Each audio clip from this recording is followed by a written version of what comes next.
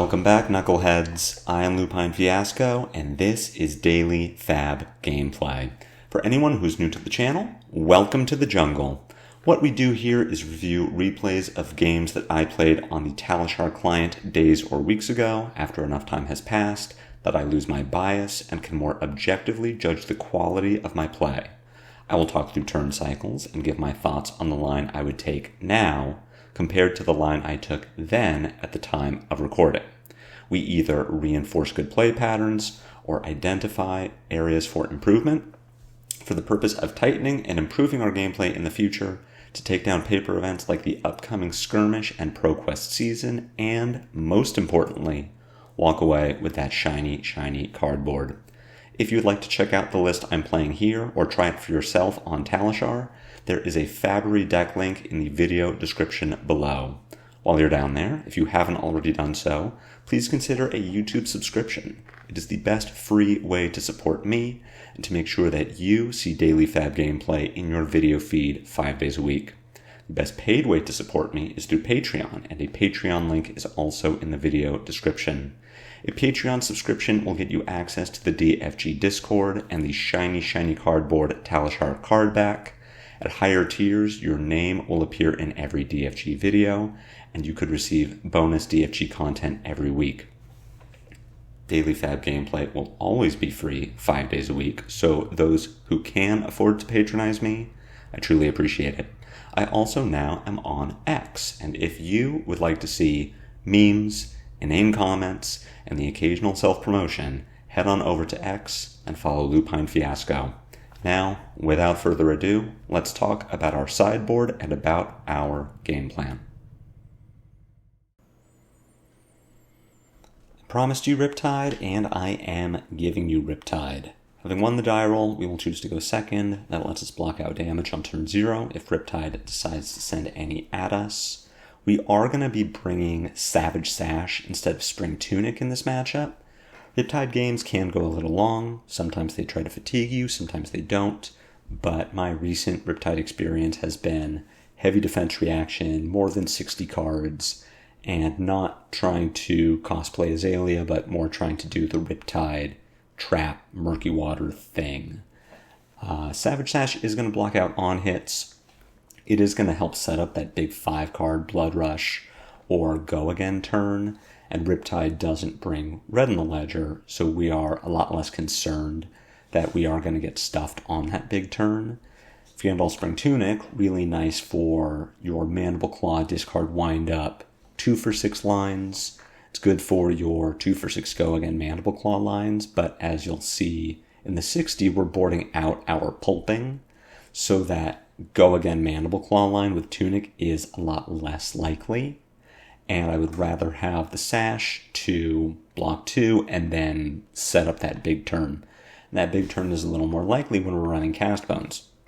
Riptide is slower than Azalea, is more of that mid-range fatigue style, so we have time to develop a Cast Bones. We're not going to feel like we missed out on dealing some damage because we got punished for trying to set up. Riptide will give us the ability to set up. Now, he might punish us for having all those might and agilities, with Bussa Trap, Collapsing Trap, maybe even Inertia Trap to punish us on our next turn if we can't play out the hand. But Cast Bones is going to be really nice for dealing a ton of damage to Riptide. Command and Conquer for 12 Go Again is a very strong way to start a turn. Pack Hunt for 12 Go Again that intimidates a card is going to make it a lot harder for Riptide to stop all of our incoming damage, and if we intimidate a defense reaction, then he's just stuck with it on his next turn and maybe can't do anything about it. Bare Fangs with Go Again lets us attack with a Mandible Claw where maybe we wouldn't have been able to. So overall, I've gotten more value out of Cast Bones than have gotten punished for trying to send mites and agilities at Riptide. He only has one of each of those legendary traps in his deck, and if he didn't find it yet or already played it, then that Cast Bones is just upside. We are boarding out pulping, like I said. Big reason being Riptide's hero power, where normally we send pulping at an enemy hero with no card in arsenal, and we're pretty confident that that pulping is going to have Go Again. But Riptide says that without an arsenal, he can play a defense reaction from hand, trigger the hero power, reload a defense reaction, and then play that from the arsenal. So 4-card Riptide with 2 defense reactions in hand can stop a pulping, which is why we're boarding it out. Weakest Link has really no targets in Riptide. Not all of them are playing Rain Razors, and the ones that are playing Sigil of Solace would just play Sigil as a response to the Weakest Link trigger. Clash of Might Yellow, just not good enough. No Fear does have the ability to get in the way of a Codex of Frailty, but that's really the only disruption that Riptide is playing that we would want to bring No Fear in for. Riptide can't run Judge, Jury, Executioner, and I really don't want to go up to 8 misses. I already feel weird having 3 Blood Rush, 3 Cast Bones. No Fear is just too much. You can see that we're running a lean 60. I think that seeing your Blood Rush, Bellows, and Cast Bones more often is worth more than just fat stacking and trying to play around fatigue. The Riptide games that I've played recently have had Riptide start at more than 60 cards, but by the time the game ends, win or lose, I have more cards in my deck left than they do. They just block more, they use more cards on the average turn cycle, so you are not in danger of being fatigued with 60 cards, and you are going to deal more damage on average by having your best attacks in your deck, rather than filling your deck with junk like Clash of Might Yellow or Pulping or the Weakest Link. Overall, we're just trying to make smart blocks and usually get the most value out of our hand that we can. We aren't as afraid of blocking Riptide as we are of blocking Azalea, because Riptide does just go slower. And we really want to stay away from that danger area of about 5 life, where you just put yourself dead to a really good Riptide hand of traps. So we'll submit deck. Get ready for kind of a long one here. It is Riptide after all, but I think this is going to be a pretty good game for us. Opening hand here is just terrible. We're really hoping that Riptide attacks with something so that we can block. We see that Riptide is on the new aim counter equipment. The gloves are bullseye bracers but with aim counters. The boots are Snapdragon Scalers but with aim counters, and they both block for 1. Riptide is a little more defensive, and we see him on New Horizon rather than Balance of Justice or maybe a Cross Wrap. Riptide going to get some use out of that now by getting to set up a 6-card hand. So we're going to roll Scabs. You know that I've been doing it a little more often. This hand doesn't have any go again. If we roll a 4, 5, or 6, then we're really set up to just play Beast Within Command and Conquer, pass the turn. If we roll a 2 or a 3, then we just send CNC. We'll see what we roll up here. Get lucky with the 4, so we are going to Beast Within CNC, and we'll even send the Beast Within first to try and bait Riptide into making some blocks. If we just pitch our blue Beast Within for 6, maybe we get 2 cards out of Riptide's hand. If they're both 3 blocks, maybe CNC forces Riptide to either use some equipment to supplement 2 blocks, or we just get the rest of Riptide's hand. We still have to deal with this Drill Shot with an aim counter on it. It is going to attack for 5. No, sorry, it'll attack for 4, but with piercing. So we might be in a position where we have to make awkward blocks, but at least Drill Shot really the only thing we have to deal with. We draw into a pretty good hand here.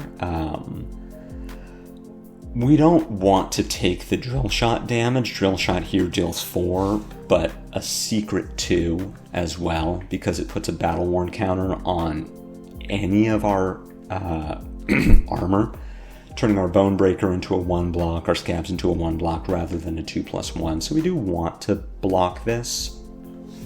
Because it has piercing, we can't just give 2 pieces of equipment, and we're going to want to give equipment plus a card from hand. So this seems like a pretty simple line. We're going to block with Scabskin Leathers plus Smash Instinct, and then on our turn we'll Send Packing and Arsenal the Blood Rush. The reason we don't want to block with Savage Sash, and I think I'm even going to block with the Sash and then undo, The reason to not block with Sash is in case this card in Riptide's arsenal is Rain Razors. If we block with Sash and Riptide Rain Razors Drill Shot over the top of that defense, then Riptide gets to put a Battle Worn counter on the Sash. Close the combat chain, Sash will get a second Battle Worn counter because of how blocking works, and then Temper will destroy the Sash. The same goes with Bonebreaker. Bonebreaker is a little less valuable than Sash, but we can give our Scab Skins and Riptide Drill Shotting over the top of it. Still bad for us, but does not just destroy the equipment straight up.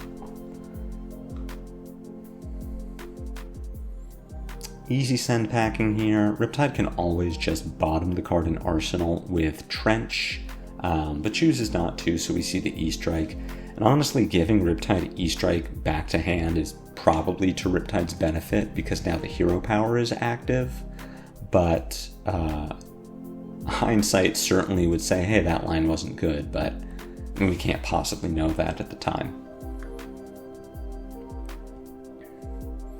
E-Strike does come down, and Riptide arsenals the card from hand, so very likely that this, either a zero-cost arrow or a Codex. In either case, we're not going to block the E-Strike, we'll block the follow-up, and we can even start blocking with Sash because we know that Riptide doesn't have a Rain Razors. So we do see the Codex come down and picks up a Drill Shot. This Drill Shot is coming for 4. Again, we are going to want to block this. So considering that we have a Blood Rush in Arsenal, but we also don't have Go Again in hand, I kind of like blocking this with Sash plus Clash of Might. So we very likely make a Might from the Clash. We put a Battle Worn counter on our Sash so that we don't feel as bad about potentially using it. And what's even better is we play our Blood Rush, we float 2 resources, and because we have 2 Swing Bigs, we're guaranteed to keep one of them to play with the Blood Rush effect. Actually, we don't even have to give Sash here, we block for 4, we make our Might, and then we're less inclined to break Sash on this turn, but it also means that we are blocking for exact damage. Seeing a Boulder Trap on top of Riptide's deck is a little scary. We know he's going to draw that from the Ponder and get to Arsenal it, and that might impact how we're going to sequence our next turn. It does start with Blood Rush. Either way, there's no world where I take an intellect penalty by just pitching a blue, throwing a Swing Big, and then passing to play around this Boulder Trap, but considering really how poorly we've drawn here, I don't mind playing around the Buzzsaw Trap. So what I want to do is I want to open up with Mandible Claw, which will attack for 5. It does put us into a position where we get Boulder Trapped, but if we do, then we can just pitch 2 reds and play Swing Big for 10. We could also attack with the Claw, then play Cast Bones, take an intellect penalty, but we did make a Might from the Blood Rush, and we are very likely to get an agility. So Riptide plays Tar Pit Trap from hand, not Boulder Trap from Arsenal, and now we have a really interesting choice. Riptide currently does not have an Arsenal slot available. He has a face-down trap in his arsenal. So New Horizon is off. Barbed Castaway cannot flip the Boulder Trap. So if we play Cast Bones and pass, we take an intellect penalty, but Riptide needs to use Trench to clear the arsenal, and then has 3 cards to play with. Meanwhile, we very likely have Might and an agility with a Swing Big in Arsenal, and our Sash is still up. It means that we took a 4-card Blood Rush and turned it into 5 damage, but it also means that we are setting up a very big Cast Bones turn, and we're playing around this trap in Riptide's arsenal. If we didn't know this was a trap, or if we knew it was an arrow, then I feel a lot better about throwing Swing Big for 10. But because I know this is a relevant trap, and I know that Riptide doesn't have a way to get rid of it if we don't attack, This tells me that I just want to arsenal and pass. It's a really interesting line because we basically wasted a blood rush, but we also are setting up a massive cast bones turn. So Riptide does just clear the arsenal with Trench. The hand that we draw into is not great.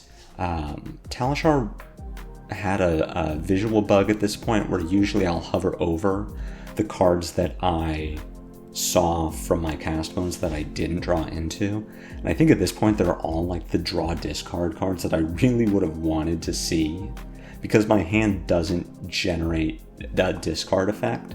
So the most I can do is like swing big Clash of Might, pass. I have no way to turn on Run Roughshod outside of Record Romp. A really weird hand, honestly. But we still have 7 mites and an agility.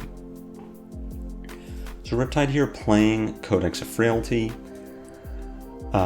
What's really interesting is because Riptide needed to use Trench to clear the Boulder Trap from Arsenal, Riptide cannot use Trench to clear this face down card and actually benefit from the Codex effect. So the Codex is just give us Frailty and give him Ponder. We've got a Stone Rain coming in here, one of the new cards. It says that if Stone Rain has an aim counter on it and hits, we banish a card from our hand face down, and at the start of the end of our next turn, we get that card back. So sort of a delayed, Ponder, I guess is the best equivalent, where we will lose a card for our next turn, but then we do get an Arsenal. And because we both can't play this Run Roughshod, and we know that we have draw discard effects coming up, I'm pretty interested in letting the Stone Rain hit. We also see that Riptide has his Go Again Boots available, a card in Arsenal, and a resource floating, which all says to me that the Stone Rain is not the dangerous arrow this turn, the dangerous thing is coming up. So we don't really lose anything from the Stone Rain effect, because we get to pitch a Beast Within to attack with Swing Big, and then we get to pitch a Wrecker Romp to attack with Clash of Might. Our hand is still very playable, and it just lets us get an Arsenal for our next turn. We still have blocks available for whatever Riptide attacks with. I think we just take the Stone Rain effect. We're taking 4. There's really no detriment. I think it's fine.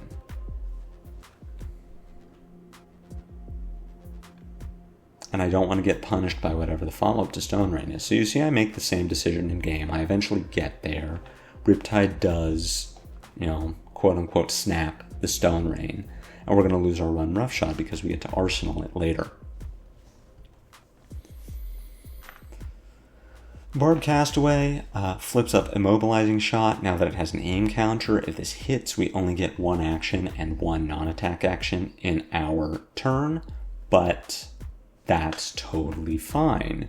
We could just throw 4 points of armor at this, use our Sash and our Bone Breaker, lose a little Bone Breaker value, but get to send 3 more damage by playing Clash of Might. Or what we could do is block the Immobilizing Shot with Clash of Might, Clash, very likely make a Might, then on our turn, we Mandible Claw, then Swing Big, because we only get to play 1 action in a turn, but we can take multiple actions, and Mandible Claw is not playing an action card.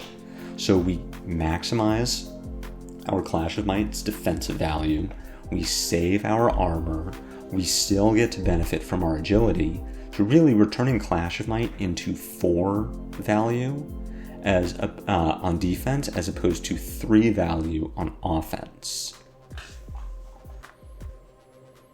As far as what we are pitching, I really like pitching Wrecker Romp to attack with Mandible Claw, and then pitching Beast Within to attack with Swing Big from Arsenal. And what that does for us is it says that Riptide uses a potential Buzzsaw Trap on our Claw rather than on our Swing Big. Gets a 3-block out of his hand. I want to try to minimize the ability for Riptide to get a Quicken token from my Swing Big.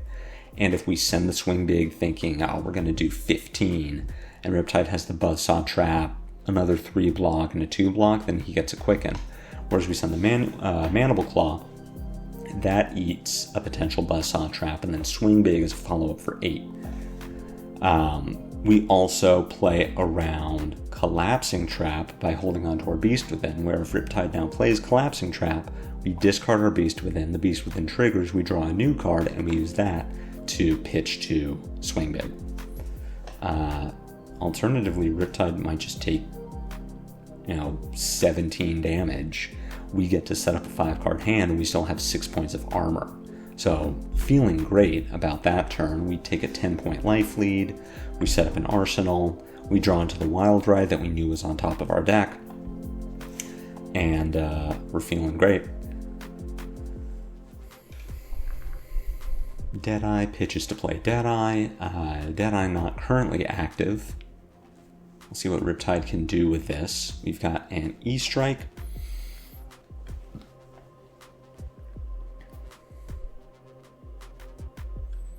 Riptide does reload. E-Strike coming in for 5 with Go again. This game is really teaching me that Scowling Fleshbag can mostly just be 2-block against Riptide. Very unlikely that we're ever going to get the Intimidate value because of how often Riptide will keep a 2 or 3 card hand, play a thing, and then reload a thing, just completely dodging the Fleshbag effect. And as you'll see in this game, the Fleshbag does just get boulder trapped a couple of times, so it's really shown me, like, just get your 2 from Fleshbag. Don't worry about the huge blowout of the, like, Bolt and Shot Snapdragon play that you just completely shut down, Bolt and Shot, Bullseye Bracers, whatever it is. Just block for 2 at some point, it's fine. We've got this E-Strike coming in for 5. We're not going to block it. Again, we're concerned about a Barbed Castaway activation followed by some kind of arrow. This 5-card hand is a lot better in the face of an immobilizing shot, so I do want to save that armor to be able to shut this down. We've got a Stone Rain coming in for 7. We have this Wild Ride in hand. We have a Run Roughshod in Arsenal. So we actually could think about taking this 7, probably losing a Bear Fangs, or we could block for 3 with Run Roughshod, lose our Bear Fangs to Arsenal it later, and then play Wild Ride, Run Roughshod. Or we could just cover this for 7, using Sash, Bonebreaker, and Run Roughshod in hand. Play our Wild Ride, pitch a blue, draw a discard. If we keep a yellow, we get to Mandible Claw, Run Roughshod. So this does seem like a fine time to cash in armor. I think it's fine. Also this, this Stone Rain has name counter on it, so Deadeye is live, which would say don't let the Stone Rain hit. Just block for 7.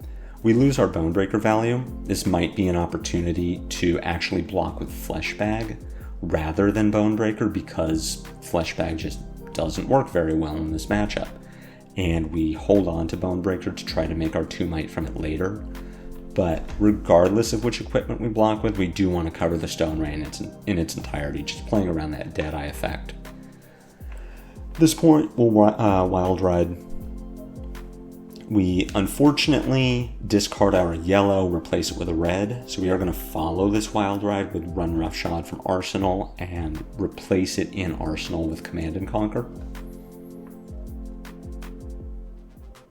Just the best way to get value out of our hand here.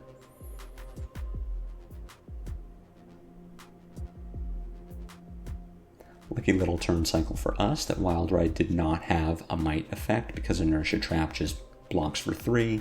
We don't take damage, and more importantly, we don't get that inertia. Draw into an okay hand here. We have some things to do. We've got an Intoxicating Shot coming in for 7. This represents an effective 9 because of the Blood Rot effect. What's really interesting is this hand is honestly not great for using a Quicken. Nothing in our hand discards, so we can't turn on our Mandible Claw in any way. What this hand does do is just play 2 Command and Conquers, and the Intoxicating Shot presumably sets up Buzzsaw Trap, Collapsing Trap, Inertia Trap, Tar Pit Trap, Boulder Trap. All of Riptide's traps are online unless we just double CNC, and then Riptide can't play defense reactions. So it's an interesting dilemma that we're in, because we could do one of 2 things. We could either just take 7, effectively take 9, go to 15, and on our turn attack with CNC for 7, go CNC for 8, go again, CNC for 6, Arsenal E-Strike, present lethal damage, force Riptide to give us cards, not let Riptide use his defense reactions and then potentially get stuck with them, or we can block the Intoxicating Shot for 7 using our Bone Breaker, probably Command and Conquer Send Packing, then send E-Strike for 9.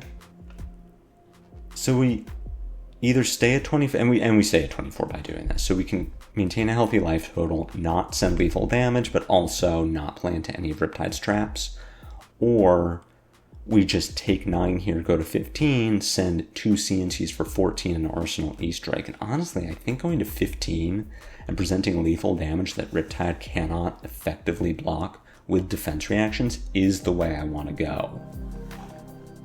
We also then put ourselves in a position where we haven't made Might, so E-Strike for 5 go again does not get punished by Inertia Trap or Boulder Trap. It gets punished by Collapsing Trap, but we would still have 3 cards in hand.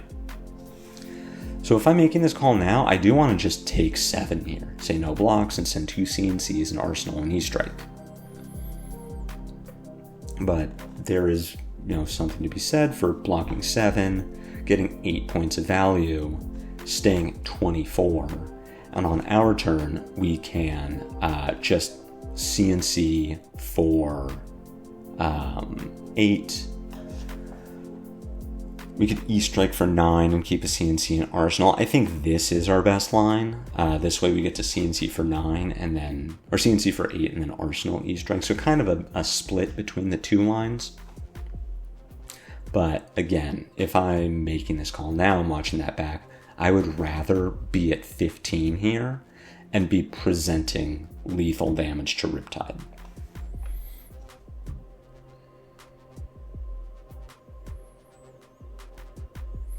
That said, we are up 12 points, and we're doing okay. The hand we draw into is a little not great. Here, I would like to block this Drill Shot for 2 with Flesh Bag, just get my value. We've already gotten 2 value out of the 3 value out of the leathers. We're not going to block with Sash again, so we should just block this with Flesh Bag. Definitely not going to block from hand though. So see here we are taking 7, and that Flesh Bag is going to get a Battle Worn counter. So we've effectively taken 8 from this Drill Shot.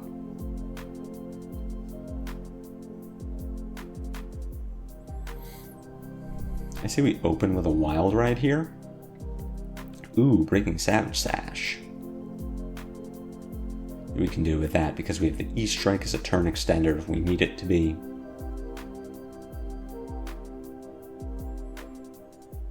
If we go with the Wild Ride, we do get hit by the Collapsing Trap, unfortunately. We do have 2 floating resources and an E-Strike in Arsenal, so at worst, we get to Mandible Claw E-Strike, and that is going to be our line. Unfortunately, that Collapsing Trap did do a pretty good amount of work on us. But getting to send 7 at Riptide now, if Riptide even has a 4-block D-React in hand, we deal 3, instead we deal 5, put Riptide down to 7, and draw into another Wild Ride. It's just gas. We've seen the Collapsing Trap, so we don't need to worry about it anymore.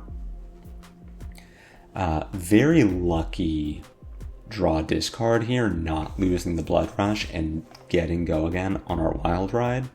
We do get hit by a Frailty Trap, so my line of pitch Bear Fangs to attack with Claw for 3 is looking a lot worse, and definitely looking worse now. that we have 2 Frailty, and that actually does incentivize me to attack with the Bare Fangs and pitch Blood Rush Bellow.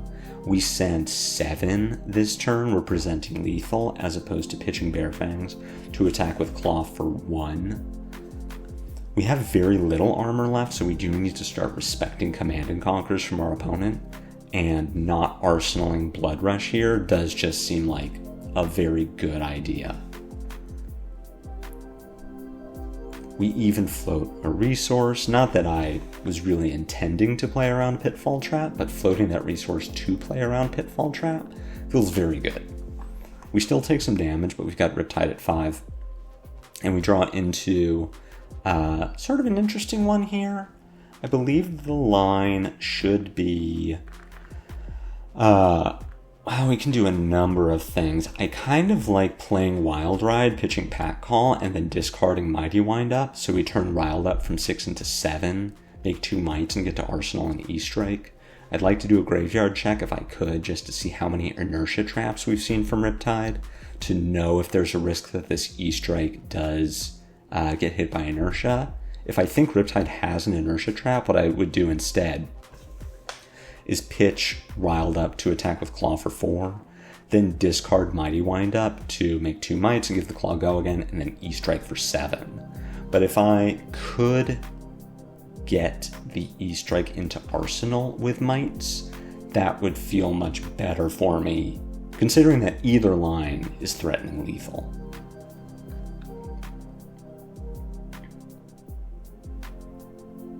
We instead have a Boulder Trap from Riptide, not the Inertia Trap that we were worried about, but you can see that our Flesh Bag now gets its 2nd Battle Worn counter, so Flesh Bag just has no defensive value at this point. It has its Intimidate, but as I've explained, that just isn't something Riptide cares about. Riptide is going to be able to play around the Intimidate through just what he does naturally. So at this point, we should be at 14 if we had blocked the Drill Shot with Flesh Bag. Got a Tar Pit Trap coming in next, but no damage ping from it. We do take a point of damage from this Boulder Trap, and our Flesh Bag and our Leathers super don't block at this point. Riptide takes 1, goes down to 3, we have our 2 Mites, and we draw into a Wild Ride, so we can do a number of things. We could block this Endless Arrow and then just send Swing Big for 10. Our hand does not have a blue in it, so we only get to do one thing. So blocking with Pack Hunt and Clash of Might actually does sound pretty good. We keep Riptide off of a 5-card hand. We potentially make a Might. If we make a Might, we get to Swing Big for 11, which at that point takes 3 cards and equipment from Riptide to stop, which I'm interested in. Sign me up for that.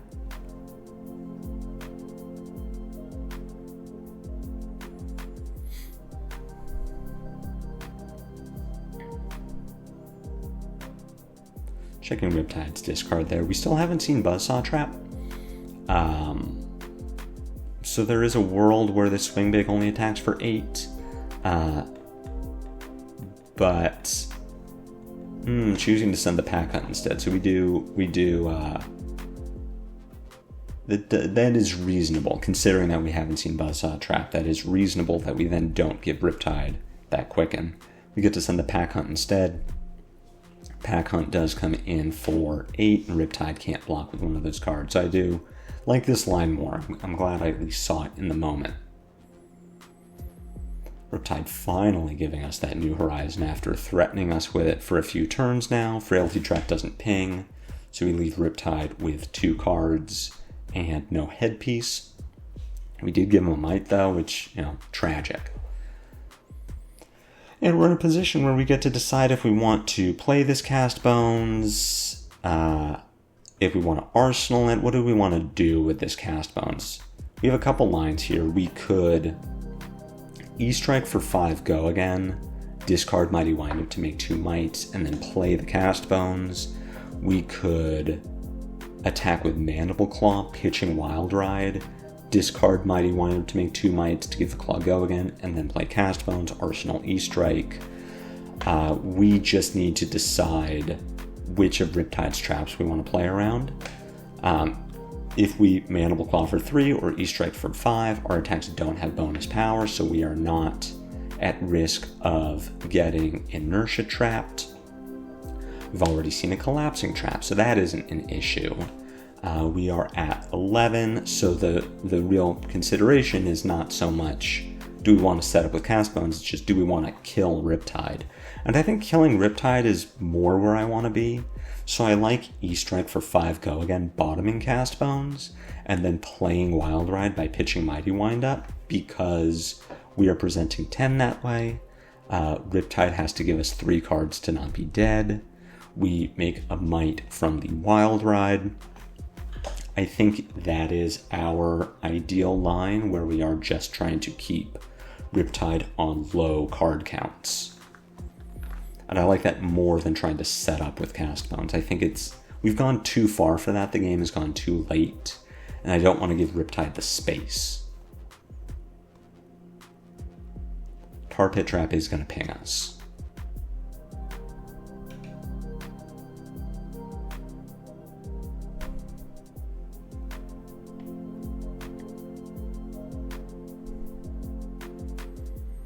Just always checking Riptide's traps. I forgot about Tar Pit Trap as a way for him to ping us.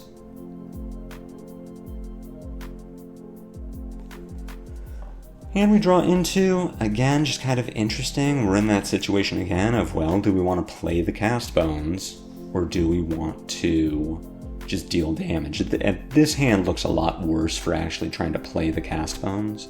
We would need to take that 33% chance that we just discard it to a Wild Ride in our turn ends. So I like playing the Wild Ride. I just like over-pitching Cast Bones and Smash Instinct. If we keep this pack hunt, then the game just ends. Unfortunately, we don't, so we do draw into a blue that we can't play. We will stick this into our arsenal.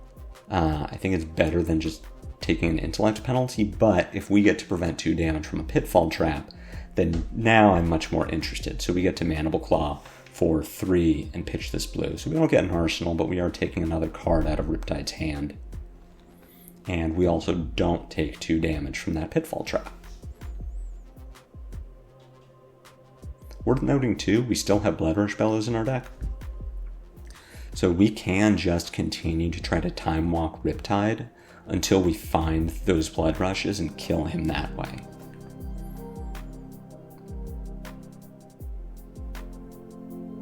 So there's one. We even draw an Agile Windup alongside of it, so we can discard for Agility. I believe we're about to do a graveyard check to see how much go again we have left. We have played 3 E-Strikes, and we have played 1, 2, 3, 4, I believe 5 Wild Rides out of our 6. There's a very low chance that we draw into natural go again here, so we should discard the Agile Windup.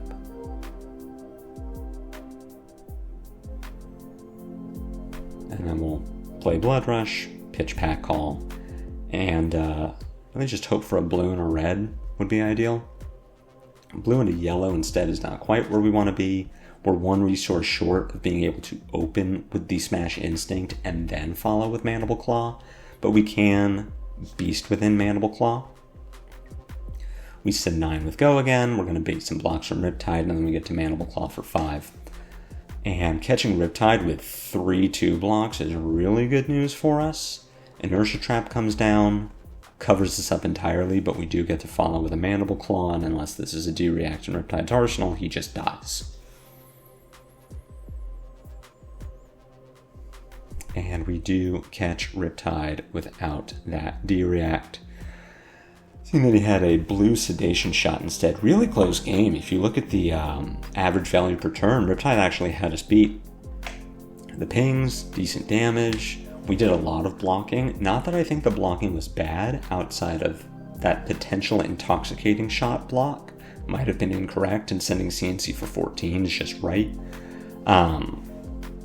But really good game from Riptide, really grindy game, seeing the aim counter tech actually doing something. Riptide never got to attack with a Murky Water, which could have been really bad for us. We didn't get our Scowling value, but as I said, the Flesh Bag is just never going to get value based on how Riptide plays. So go for those 2 points of block value when you can. And overall, I think we could have taken the time to set up with Cast Bones at the end, but I'm also glad that we didn't, because we just kept Riptide off balance until we found our remaining Blood Rushes. So that's how I'm playing the Riptide game. It's been working for me so far, but I do think that Riptides have new tech to play with, and I do see this matchup developing throughout the rest of the Mistveil meta. I hope you learned something from this video. I hope you enjoyed it. If so, be sure to assault and batter that like button. My comments are always open for any questions or feedback. If you haven't already done so, please consider a YouTube subscription. It's free. It helps me out a lot. I have a Twitter. I have a Patreon. Links to those socials are in the video description below. Catch me next time on Daily FaB Gameplay, and until then, take care.